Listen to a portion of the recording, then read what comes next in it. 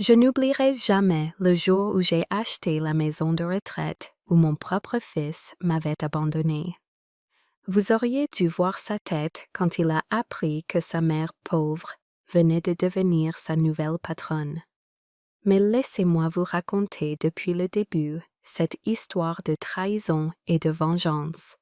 Commentez ci-dessous, car j'aimerais entendre vos pensées et abonnez-vous à la chaîne pour nous aider à atteindre ce grand objectif de 5000 abonnés. Nous en sommes si proches et chacun compte. C'est gratuit pour vous, mais cela signifie tout pour cette chaîne.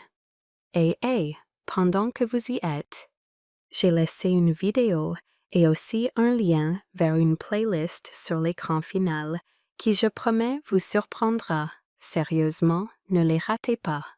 Merci beaucoup d'avoir regardé jusqu'au bout. Maintenant, allez appuyer sur ce bouton et faites partie du voyage.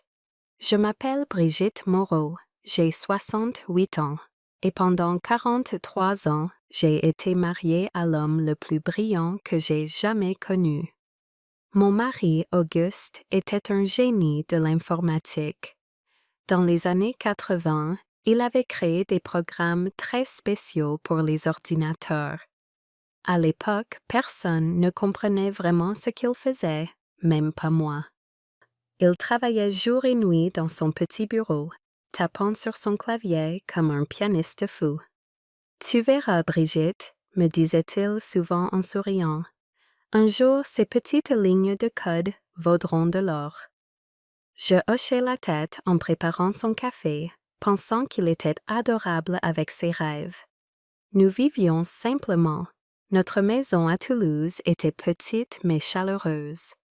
Auguste gagnait juste assez avec ses petits contrats pour payer les factures et élever notre fils unique, Théodore. Théodore était notre fierté, un beau garçon aux cheveux blonds comme son père, intelligent et charmeur. Nous lui donnions tout ce que nous pouvions. Quand il voulait les dernières chaussures de sport, nous nous privions de vacances. Quand il voulait une voiture pour ses 18 ans, Auguste vendait ses vieux ordinateurs. Nous pensions que c'était normal. C'est ce que font les parents qui aiment leurs enfants, non? Mais Théodore avait honte de nous. Il disait à ses amis riches de l'université que son père était dans l'informatique, sans jamais expliquer qu'Auguste réparait de vieux ordinateurs dans notre garage. Il ne les invitait jamais à la maison. Quand nous allions le chercher à l'école, il nous demandait de nous garer loin pour que personne ne voie notre vieille voiture. « Maman, pourquoi papa ne peut pas avoir un vrai travail comme les autres pères ?» me demandait-il parfois. Cela me brisait le cœur, mais Auguste riait toujours. « Laisse-le, Brigitte. Les enfants ne comprennent pas toujours leurs parents. Un jour, il sera fier de nous. » Auguste avait raison, mais pas de la façon qu'il imaginait. En 2010, Auguste est tombé malade, un cancer du poumon, même s'il n'avait jamais fumé. Les médecins disaient que c'était à cause de toutes ces années passées à respirer la poussière des vieux ordinateurs. Nous avons vendu tout ce que nous pouvions pour payer les traitements. Théodore, qui avait alors 30 ans et travaillait dans une banque à Paris, nous envoyait parfois un peu d'argent, mais jamais assez. Pendant qu'Auguste se battait contre sa maladie, il passait ses derniers mois à organiser ses affaires. Il me montrait des papiers compliqués remplis de mots que je ne comprenais pas. Brevet, licence, royauté. « Écoute-moi bien, ma chérie, » me disait-il d'une voix faible. « J'ai déposé ces brevets il y a longtemps. Maintenant, toutes les grandes entreprises les utilisent pour leurs téléphones et leurs ordinateurs. Chaque fois qu'ils vendent un appareil, ils doivent me payer. Toi, tu hériteras de tout. » Je pensais qu'il délirait à cause des médicaments. Comment nos petites économies pourraient-elles devenir quelque chose d'important? Auguste est mort par une froide matinée de février 2011. À l'enterrement, Théodore pleurait beaucoup, mais j'ai remarqué qu'il regardait souvent sa montre. Il était pressé de retourner à sa vie importante à Paris. Après la cérémonie, il m'a prise dans ses bras et m'a dit « Maman, je sais que c'est dur, mais tu dois être forte. Papa ne peut plus t'aider maintenant. Si tu as des problèmes d'argent, appelle-moi. » D'accord? Puis il est parti sans même m'aider à ranger la maison ou à trier les affaires de son père. Les semaines suivantes ont été les plus difficiles de ma vie. Je pleurais tous les jours en regardant la chaise vide d'Auguste. Mais un matin, un homme en costume élégant a sonné à ma porte. Il s'est présenté comme maître Dubois, notaire à Paris. « Madame Moreau, je suis désolé pour votre perte. Votre mari était mon client depuis de nombreuses années. Je viens pour l'héritage. » Il a sorti une grande enveloppe de son sac et a étalé des papiers sur ma table de cuisine. « Madame, êtes-vous assise? Ce que je vais vous dire va changer votre vie. » Il m'a expliqué que les brevets d'Auguste valaient maintenant une fortune. Les grandes entreprises comme Apple, Samsung et Microsoft utilisaient ces inventions dans tous leurs produits. Chaque téléphone, chaque ordinateur, chaque tablette contenait une partie du travail de mon mari. Madame Moreau, vous êtes maintenant propriétaire d'un fonds fiduciaire de 8 millions d'euros. Et ce montant augmente chaque mois. J'ai cru que j'allais m'évanouir. 8 millions d'euros. Moi qui comptais mes centimes pour acheter du pain. Votre mari m'avait donné des instructions très précises, a continué le notaire. Il voulait que cet argent reste secret. Il avait peur que les gens changent d'attitude envers vous s'ils savaient. Il voulait voir qui vous aimerait vraiment pour vous-même. J'ai compris pourquoi Auguste avait voulu garder le secret. Il connaissait la nature humaine. Il voulait protéger notre famille de la cupidité. Pendant les années qui ont suivi, j'ai vécu simplement, comme avant. Je recevais une petite somme chaque mois pour vivre, mais le reste restait investi. Théodore m'appelait de temps en temps, toujours pressé, toujours occupé par ses affaires importantes. Il ne venait me voir qu'à Noël et parfois pour mon anniversaire. « Comment ça va financièrement, maman? » me demandait-il toujours. Je répondais que je m'en sortais avec la petite pension de son père. Il semblait soulagé de ne pas avoir à m'aider davantage. Puis, l'année dernière, je suis tombée dans ma salle de bain. J'ai eu une fracture de la hanche et j'ai dû passer 1 mois à l'hôpital. Théodore est venu me voir une seule fois, un dimanche après-midi. « Maman, tu ne peux plus vivre seule, » m'a-t-il dit en regardant encore sa montre. « Il faut qu'on trouve une solution. »« Je peux prendre quelqu'un pour m'aider à la maison, » ai-je suggéré. « C'est trop cher. Et puis, qui va surveiller cette personne? » « Non, le mieux c'est une maison de retraite. » Mon cœur s'est serré. « Mais Théodore, je ne veux pas quitter ma maison. Tous mes souvenirs avec ton père sont ici. » « Maman, sois réaliste. Tu n'as pas les moyens de rester ici. J'ai trouvé une place dans un établissement public. C'est gratuit et ils s'occuperont bien de toi. Et si je payais une maison de retraite privée? J'ai peut-être quelques économies. Ne dis pas de bêtises, maman. Tu vis avec 3 fois rien depuis que papa était mort. Garde ton argent pour tes médicaments. » Il avait déjà tout décidé. 3 jours plus tard, une ambulance est venue me chercher. Théodore n'était même pas là. Il avait envoyé sa femme Célestine, une femme froide que je n'aimais pas beaucoup. « C'est pour le mieux, belle maman, » m'a-t-elle dit sans me regarder dans les yeux. « Théodore travaille tellement dur, il ne peut pas s'occuper de vous en plus. » L'ambulance m'a emmenée au Jardin du Bonheur, une maison de retraite publique dans la banlieue de Toulouse. Dès que je suis arrivée, j'ai compris que cet endroit n'avait rien de joyeux. Les murs étaient sales, ça sentait mauvais partout, et le personnel était méchant avec les résidents. Ma chambre était minuscule, avec un lit dur et une fenêtre qui donnait sur un parking.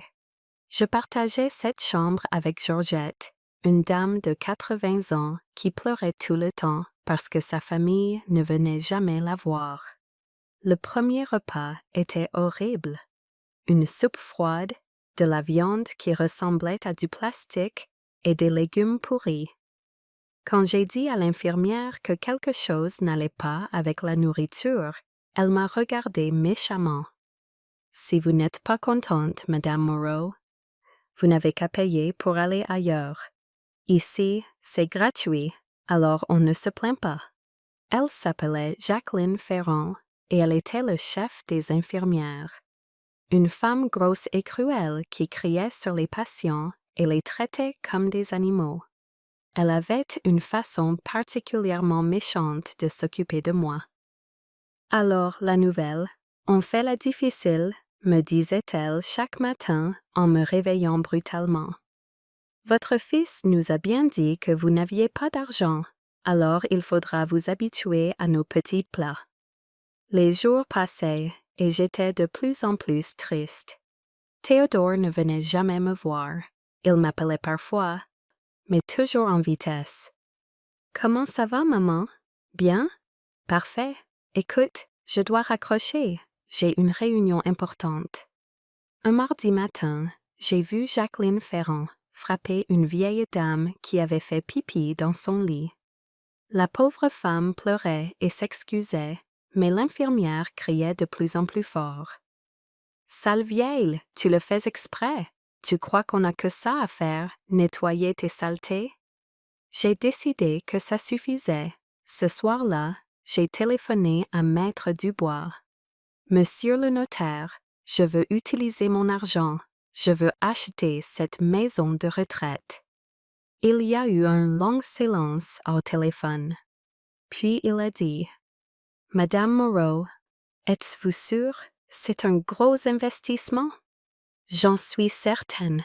Ces pauvres gens méritent mieux, et moi aussi. » 2 semaines plus tard, Maître Dubois m'a appelé avec de bonnes nouvelles. La maison de retraite avait des problèmes financiers depuis longtemps. Les propriétaires étaient contents de vendre rapidement. « Félicitations, Madame Moreau. Vous êtes maintenant propriétaire des Jardins du Bonheur. Qu'est-ce que vous voulez faire en premier? » « Virer Jacqueline Ferrand et toute son équipe. Je veux embaucher de vraies infirmières qui savent ce que veut dire le mot gentillesse. » Le lendemain matin, Jacqueline est arrivée au travail comme d'habitude, prête à crier sur les patients. Mais elle a trouvé un homme en costume qui l'attendait dans le bureau de direction. « Mademoiselle Ferrand, je suis avocat. Vous êtes virée. Vous avez 1 heure pour vider votre casier et partir. » Jacqueline était furieuse. « Vous ne pouvez pas me virer comme ça. Je travaille ici depuis 10 ans. L'établissement a été vendu. La nouvelle propriétaire ne souhaite plus travailler avec vous. Voici vos papiers de licenciement. » Qui est cette nouvelle propriétaire? Un riche businessman de Paris? L'avocat a souri. « Non, c'est Madame Brigitte Moreau, la résidente de la chambre 12. » Le visage de Jacqueline est devenu tout blanc. Elle m'a regardé à travers la porte du bureau. J'étais là, dans mon fauteuil roulant, et je lui ai fait un petit signe de la main avec un grand sourire. « Impossible! » a crié Jacqueline. « Cette vieille femme n'a pas d'argent. Son fils nous l'a dit. » Mais 1 heure plus tard, Jacqueline était partie, ainsi que tous ses collègues méchants. J'ai embauché une nouvelle équipe d'infirmières gentilles, un nouveau cuisinier qui préparait de vrais repas, et j'ai fait réparer et nettoyer tout l'établissement. La nouvelle s'est répandue rapidement. En quelques jours, tout Toulouse savait que la vieille dame pauvre des Jardins du Bonheur était en réalité millionnaire. Et puis, un vendredi après-midi, j'ai entendu une voix familière dans le couloir qui criait après la nouvelle réceptionniste.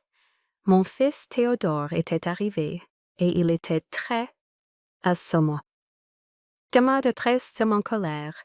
Où est ma mère? Criait Théodore dans le hall d'entrée. Et qu'est-ce que c'est que cette histoire de folie? Elle ne peut pas avoir acheté cet endroit. J'étais dans ma chambre, maintenant bien décorée avec de nouveaux meubles et mes photos de famille. J'entendais tout à travers la porte. Théodore parlait à Sylvie.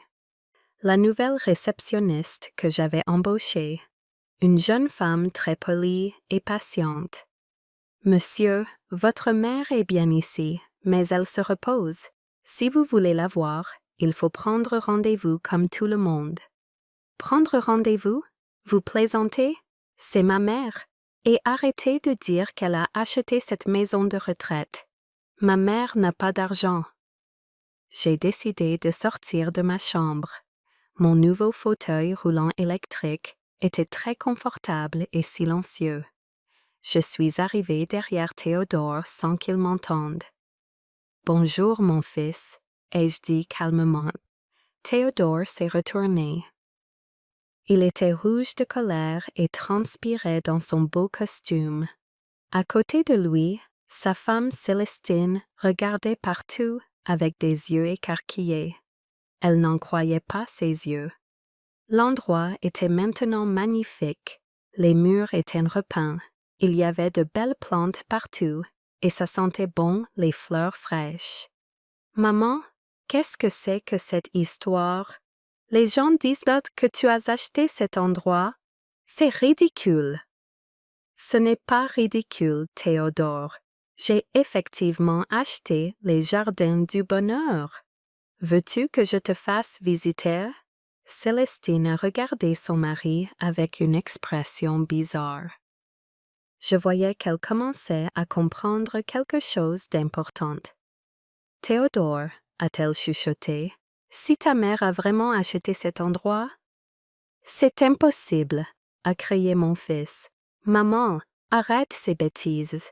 Avec quoi tu aurais acheté cette maison de retraite? Avec ta petite pension de papa? J'ai souri. Viens, mon fils, allons dans mon bureau. Oui, j'ai dit mon bureau. Nous avons beaucoup de choses, vous sommes mieux. Choses à nous dire. Je les ai emmenés dans ce qui était maintenant mon bureau de directrice. J'avais fait installer un beau bureau en bois, des fauteuils confortables, et au mur, j'avais accroché une photo d'Auguste et moi le jour de notre mariage. Assieds-toi, Théodore. Mon fils s'est assis, mais il tremblait de nervosité. Célestine restait debout près de la porte, comme si elle voulait s'enfuir. Ton père était plus intelligent que nous le pensions tous les deux, ai-je commencé. Tu te souviens de ces petits programmes d'ordinateur? Eh bien, ces petits programmes sont maintenant dans tous les téléphones et tous les ordinateurs du monde. J'ai sorti de mon tiroir les papiers que Maître Dubois m'avait donnés, les brevets, les contrats, les relevés bancaires. Ton père avait déposé des brevets. Chaque fois qu'une entreprise utilise ses inventions, elle doit payer, et beaucoup d'entreprises les utilisent. Théodore a pris les papiers avec des mains qui tremblaient. Ses yeux sont devenus de plus en plus grands en lisant les chiffres. 8 millions d'euros, a-t-il murmuré. 8 millions et 300 000 euros, pour être exact. Et ça augmente chaque mois. Célestine s'est approchée pour regarder par-dessus l'épaule de son mari. Quand elle a vu les chiffres, elle s'est assise brutalement dans un fauteuil. Mais maman, a balbutié Théodore, si tu avais cet argent, pourquoi tu ne m'as rien dit? Pourquoi tu as accepté de venir dans cette maison de retraite publique horrible? Parce que ton père voulait voir qui m'aimerait vraiment pour moi-même. Et maintenant, je sais. Les mots sont sortis de ma bouche comme du poison. Toute la tristesse et la colère que j'avais gardées en moi depuis des mois explosaient enfin. Tu m'as mise ici parce que tu avais honte de moi. Tu ne voulais pas dépenser ton précieux argent pour ta vieille mère. Tu as préféré me laisser dans cet endroit horrible plutôt que de m'aider. Maman, ce n'est pas vrai. Je voulais juste... Tu voulais quoi, Théodore? Te débarrasser de moi le plus rapidement et le moins cher possible? Théodore était maintenant très pâle. Il commençait à comprendre qu'il avait fait quelque chose de très grave. Tu ne m'as jamais demandé ce que je voulais, ai-je continué. Tu as décidé tout seul que j'étais trop pauvre pour avoir le choix. Tu m'as mise dans cette prison sans me demander mon avis. Mais maman, si tu avais su que j'avais de l'argent, tu aurais été gentille avec moi? C'est ça que tu veux dire? Théodore ne répondait plus. Il regardait le sol comme un petit garçon qui se fait gronder. Laisse-moi te raconter ma première semaine ici, ai-je dit en me penchant vers lui. J'ai dormi dans un lit dur comme de la pierre. J'ai mangé de la nourriture pourrie. L'infirmière en chef me frappait quand je me plaignais. Elle me disait « Votre fils nous a prévenus que vous n'aviez pas d'argent, alors fermez-la. » Célestine a fait un petit bruit de surprise. « Théodore, tu leur as vraiment dit ça? » Je voulais juste qu'ils sachent que t'as ça que... Mon fils ne trouvait plus ses mots. Tu leur as dit que j'étais pauvre pour être sûr qu'ils ne me demanderaient pas d'argent en plus? Ai-je demandé. Oui, a-t-il murmuré si bas que j'ai à peine entendu. Et pendant tout ce temps, tu ne m'as jamais rendu visite, même pas pour voir si j'allais bien. J'étais occupée avec le travail. Trop occupée pour voir ta mère une seule fois en 3 mois? Théodore a levé les yeux vers moi. Pour la première fois de sa vie d'adulte, je voyais qu'il avait vraiment honte. « Maman, je suis désolée. Je ne savais pas que c'était si terrible ici. Si j'avais su. Si tu avais pris la peine de venir me voir, tu aurais su. » J'ai roulé mon fauteuil vers la fenêtre. Dehors, je voyais les beaux jardins que j'avais fait aménager. Les autres résidents se promenaient tranquillement avec leurs familles qui venaient les voir. « Tu sais ce qui me fait le plus mal, Théodore? »« Non, maman. » Ce n'est pas que tu aies cru que j'étais pauvre. C'est que même en croyant que j'étais pauvre, tu ne m'as pas aidé. Tu as préféré me laisser souffrir plutôt que de dépenser ton argent pour moi. Célestine s'est levée et s'est approchée de son mari. « Théodore, il faut qu'on parle. » Mais mon fils ne l'écoutait pas. Il me regardait avec des yeux pleins de larmes. « Qu'est-ce que je peux faire, maman? Comment je peux réparer ça? » Tu ne peux pas réparer 3 mois d'abandon, Théodore. Tu ne peux pas réparer le fait que ta propre mère était malheureuse et que tu t'en fichais. Mais je ne m'en fichais pas. Je pensais juste que... Tu pensais que tu pouvais m'oublier, me mettre dans un coin et continuer ta belle vie. À ce moment-là, quelqu'un a frappé à la porte. Sylvie, la réceptionniste, est entrée avec un sourire inquiet. « Madame Moreau, excusez-moi de vous déranger, mais il y a des journalistes dehors.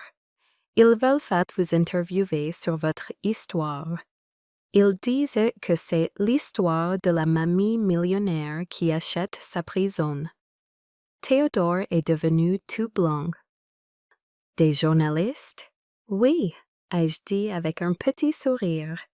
L'histoire commence à faire du bruit. Une vieille dame abandonnée par son fils qui se venge en achetant la maison de retraite où il l'avait laissée. Les gens trouvent ça intéressant. « Maman, il ne faut pas que cette histoire sorte dans les journaux. Mon travail à la banque, mes collègues. Ah, maintenant tu t'inquiètes de ce que les gens vont penser? » Célestine a pris la parole pour la première fois depuis longtemps.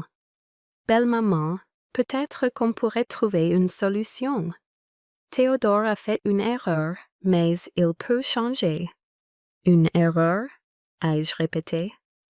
Abandonner sa mère n'est pas une erreur, Célestine. C'est un choix. Mais maintenant qu'il sait la vérité, maintenant qu'il sait que j'ai de l'argent, tu veux dire? Célestine rougit. Elle venait de révéler ce qu'elle pensait vraiment. Sortez, ai-je dit calmement. Maman? Sortez tous les deux. J'ai besoin de réfléchir. Théodore s'est levé lentement. Maman, s'il te plaît, donne-moi une chance de... De quoi? De me prouver que tu peux être gentil avec moi maintenant que tu sais que je suis riche? Mon fils a ouvert la bouche, puis l'a refermée. Il ne savait pas quoi dire parce qu'il savait que j'avais raison. Va-t'en, Théodore, et emmène ta femme avec toi. Quand ils sont sortis, j'ai demandé à Sylvie de faire entrer les journalistes. Si mon fils avait honte de son comportement, tant mieux. Peut-être que ça l'aiderait à comprendre ce qu'il avait fait. Le premier journaliste était un jeune homme sympathique qui travaillait pour le journal local. Madame Moreau, pouvez-vous nous raconter votre histoire? Comment vous sentez-vous maintenant que vous êtes propriétaire de cet établissement? Je me sens libre, ai-je répondu. Libre et déterminé à ce que personne d'autre ne vive ce que j'ai vécu ici. Votre fils était-il au courant de votre fortune? Mon fils pensait qu'il débarrassait d'une vieille dame pauvre et gênante. Il va découvrir que les vieilles dames peuvent avoir plus d'un tour dans leur sac. L'interview a duré 1 heure. Le lendemain matin, l'histoire était à la une du journal. La mamie millionnaire qui a acheté sa prison pour se venger de son fils ingrat. Théodore m'a appelé ce matin-là. Il pleurait au téléphone. Maman, tous mes collègues ont vu l'article. Mon patron veut me voir. Ma réputation est détruite. Maintenant tu sais ce que ça fait d'avoir honte, ai-je répondu avant de raccrocher. Mais ce n'était que le début, car j'avais d'autres surprises en réserve pour mon cher fils. Et la plus grosse était sur le point d'arriver par courrier recommandé. Le courrier recommandé est arrivé chez Théodore un mardi matin. Je le sais parce qu'il m'a téléphoné à 8 heures complètement paniqué. « Maman, qu'est-ce que c'est que cette lettre d'avocat? Tu attaques ton propre fils en justice? » J'étais dans mon beau bureau, en train de boire mon café du matin dans ma tasse préférée. Dehors, les nouveaux jardiniers s'occupaient des fleurs. Tout était paisible et beau. « Bonjour Théodore. Oui, j'ai effectivement demandé à mon avocat de t'envoyer une petite lettre. » Une petite lettre? Tu réclames 100 000 € de dédommagement pour abandon de personnes vulnérables? C'est exact. Tu m'as abandonné dans un endroit horrible. Il faut que tu payes pour ça. Mais maman, c'est de la folie. Tu ne peux pas faire ça à ton propre fils. Pourquoi pas? Tu as bien fait ça à ta propre mère. Il y a eu un long silence au téléphone. Puis Théodore a dit d'une voix plus douce. Maman, s'il te plaît, je suis désolée. Je sais que j'ai mal agi, mais pourquoi tu fais tout ça? Qu'est-ce que tu veux vraiment? Je veux que tu comprennes ce que tu as fait, et je veux que tu apprennes ce que signifie le mot conséquence. Mais en réalité, j'avais un plan plus grand. Un plan qui allait peut-être, enfin, apprendre à mon fils ce qu'était la vraie gentillesse. Depuis 1 semaine, je travaillais avec une psychologue qui s'appelait Dr. Martineau. Une femme très intelligente qui m'aidait les autres résidents, mais aussi qui m'écoutait parler de ma colère contre Théodore. Madame Moreau, m'avait-elle dit, la vengeance peut être satisfaisante, mais elle ne répare pas les cœurs brisés. Qu'est-ce que vous voulez vraiment? Punir votre fils ou retrouver votre fils? Cette question m'avait fait réfléchir toute la nuit. Le lendemain de l'appel téléphonique de Théodore, quelque chose d'inattendu s'est passé. ma voisine de chambre, Georgette, celle qui pleurait toujours, a reçu une visite surprise. « Madame Moreau! Madame Moreau! » criait-elle en roulant son fauteuil vers mon bureau. « Mon petit-fils est venu me voir, pour la première fois depuis 2 ans. » Georgette était si heureuse qu'elle en pleurait de joie. Son petit-fils, un garçon de 20 ans qui s'appelait Lucas, était resté tout l'après-midi avec elle. Ils avaient regardé de vieilles photos et elle lui avait raconté des histoires de quand il était petit. « Qu'est-ce qui lui a donné envie de venir ?» ai-je demandé. « Il a vu l'article sur vous dans le journal. Il m'a dit « Grand-mère, si cette dame se bat pour être respectée, moi je vais me battre pour te montrer que tu comptes pour moi. » Cette nuit-là, j'ai beaucoup réfléchi. Mon histoire dans les journaux faisait réfléchir d'autres personnes sur leurs grands-parents et leurs parents âgés. Peut-être que ma colère pouvait servir à quelque chose de positif. Le jeudi, j'ai eu une autre surprise. Jacqueline Ferrand, l'ancienne infirmière méchante, est venue me voir. Elle attendait dans le hall, l'air très embarrassée. « Madame Moreau, pourrais-je vous parler ?» J'étais curieuse. « Bien sûr, Jacqueline, venez dans mon bureau. » Elle s'est assise sur le bord de sa chaise, comme si elle était prête à s'enfuir. « Je voulais vous demander pardon, » a-t-elle dit très vite. « J'ai été horrible avec vous et avec tous les autres résidents. Je n'ai pas d'excuses. » « Pourquoi vous excusez-vous maintenant? » « Parce que j'ai lu l'article dans le journal. J'ai réalisé que vous étiez une vraie personne avec de vrais sentiments. Pas juste une vieille dame embêtante. » Jacqueline a commencé à pleurer. Ma propre grand-mère vit dans une maison de retraite. Depuis que j'ai été virée, je suis allée la voir. L'endroit est aussi horrible que celui-ci l'était avant. Les infirmières la traitent comme je vous traitais. Et ça vous fait quoi? Ça me brise le cœur. Ma grand-mère mérite mieux. Tous les vieux méritent mieux. J'ai regardé cette femme qui m'avait fait tant de mal.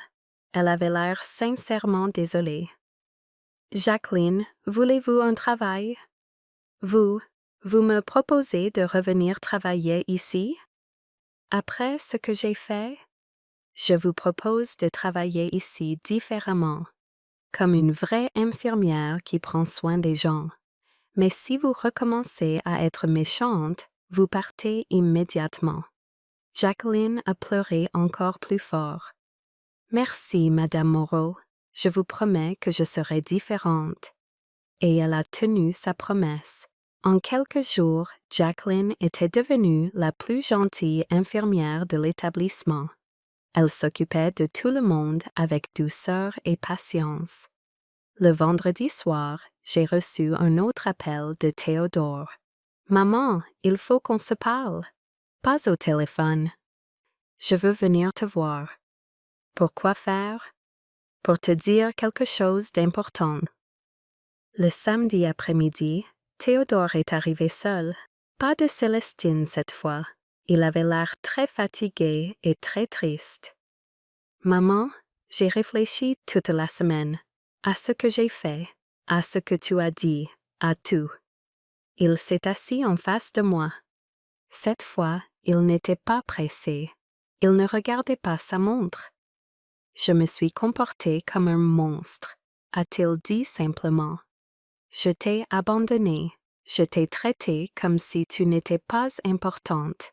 Je t'ai fait du mal. » « Oui, c'est vrai. Et maintenant que je sais que tu as de l'argent, je me rends compte que ça ne change rien. Même si tu étais vraiment pauvre, j'aurais dû t'aider. J'aurais dû te respecter. J'aurais dû t'aimer mieux. » Pour la première fois depuis longtemps, mon fils me regardait vraiment dans les yeux. « Maman, je ne te demande pas de me pardonner tout de suite. Je sais que j'ai détruit quelque chose entre nous. Mais je veux essayer de le reconstruire. » Comment? En changeant. En devenant le fils que tu méritais d'avoir. Théodore a sorti une enveloppe de sa poche. J'ai écrit ma démission de la banque. Je veux arrêter de travailler tout le temps. Je veux passer du temps avec toi. Apprendre à te connaître vraiment. Est ton travail important? Et ton argent? Ce n'est pas important. Toi, tu es importante. J'ai senti mon cœur se réchauffer un peu. Mais j'avais encore une question. Et si je n'avais pas eu d'argent? Si j'avais vraiment été pauvre? Théodore a réfléchi longtemps avant de répondre. Je pense que ça m'aurait pris plus longtemps à comprendre.